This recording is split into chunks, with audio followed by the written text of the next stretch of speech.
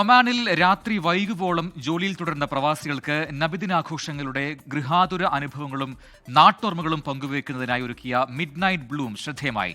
Restaurant, coffee shop, food stall, hyper market തുടങ്ങിയ സ്ഥാപനങ്ങളിലെ ജീവനക്കാരുടെ അപൂർവ സംഘവുമായി പരിപാടി മാറി.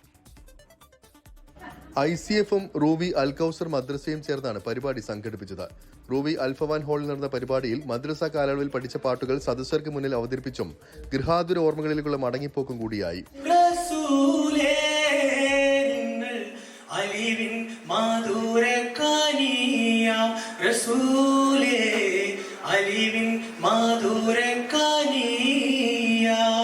മധു ഗാനങ്ങളും മാപ്പിളപ്പാട്ടുകളും ആലപിച്ചും പറഞ്ഞും ആനന്ദകരമായ നിമിഷങ്ങൾ ഓരോരുത്തരും പങ്കുവച്ചു.